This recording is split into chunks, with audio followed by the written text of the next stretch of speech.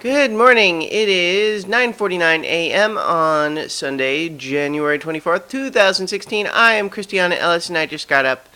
This is 5 more minutes. I am a little bit you get that, right? Uh I was up earlier to take Luna out and then I went back to sleep for a little bit, but now it is time for me to be up and get ready because I'm going to go see The Hateful Eight. And I have to leave in about 20 minutes from right now. So if I'm going to make the showtime that I'm hoping for, so I need to get on that. But I after sleeping in a little bit more, I'm now just groggy enough that moving this fast is a struggle. My brain wants to wake up a bit more slowly than this. We got some snow last night. Only maybe 3-4 inches out there. It was snowing really hard there for a little while, but tapered off overnight. So no big deal here compared to the people further south in D.C. or New York, for example. But still nice and pretty. When I went out and walked Luna before bed last night, it was nice because first of all, in some of the areas where sometimes at night it gets really dark, when you have this very low, dense cloud cover to reflect light, and all the ground is covered with white, which reflects light, just all the various lights that are around are kind of bounced back and forth to a much greater degree than typical, and so you can see everything a lot better. It was kind of nice because it wasn't too cold, and the snow was all nice and pristine because it had just been coming down. It was a fun walk. It was a fun walk. We walked all over, explored a little bit. Luna made lots of footprints everywhere. Also yesterday, I watched 2 more movies in my Oscar movie marathon plans.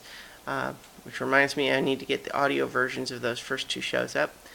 But I watched, what did I watch? Straight Outta Compton and Sicario.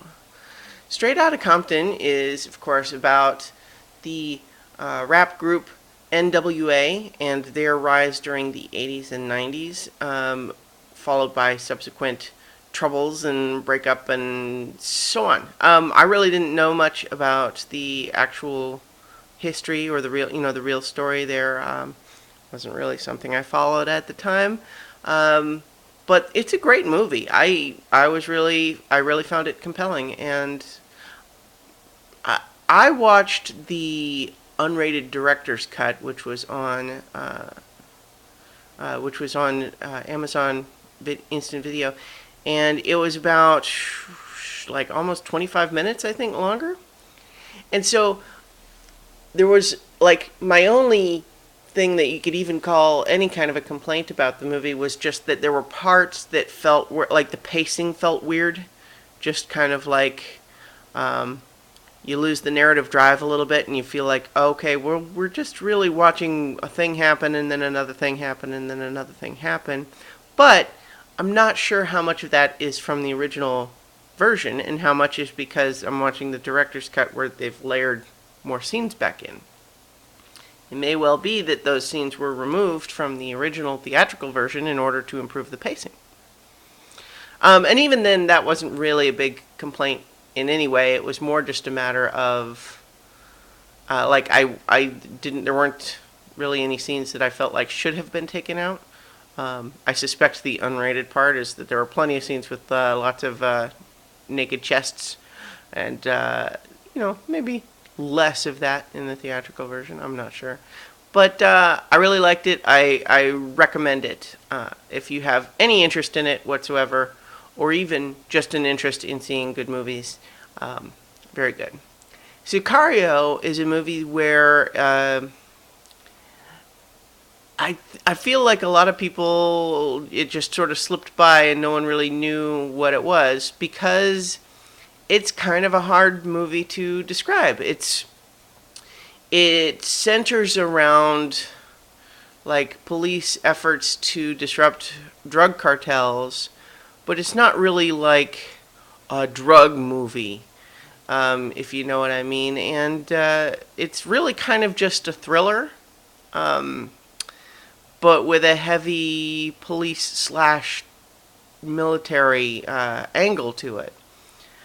But so the first half hour of it, I'm watching it and I'm going, "This movie is incredible. Why were not more people talking about this, even if it was probably difficult to market? Um, just because it's hard to tell at a glance what kind of movie it is. But why are not more people talking about it once they've seen it?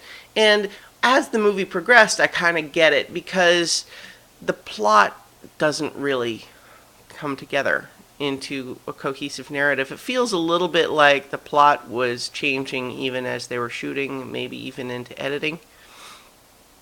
Um, and that's another one. There doesn't seem to be there's one of the things that the movie uses really effectively is confusion, where you're not actually 100% sure what's happening or what the details are, and that can be very effective in some sequences because that's kind of what they're trying to evoke. But there's almost too much of that to the point where there's sometimes things happening and you're not even sure how you're supposed to feel about them. And so it falls apart a little bit. But the nominations that it got are for original score, cinematography, and sound editing. And boy, it is really good in those categories and absolutely deserves those nominations. And ultimately, even though the plot doesn't really hold it together by the end, I thought that there's some really incredible sequences in it, including, of course, there's an opening sequence where they're raiding a house. It's really intense, and there's a scene where they're going through some tunnels where we're seeing everything in like night vision, which sounds like it would get tedious, but it's really incredibly shot. There's a lot of really great stuff in it, even if the movie as a whole doesn't ever quite manage to be greater than the sum of its parts. But with that, I need to get ready because I'm going to head out to the movies. I'm going to see The Hateful Eight. I'm going to see it at a theater I've not been to before, so I need to allow a little bit of extra time to make sure I can find parking and so on. So, I will talk to you guys tomorrow for 5 more minutes.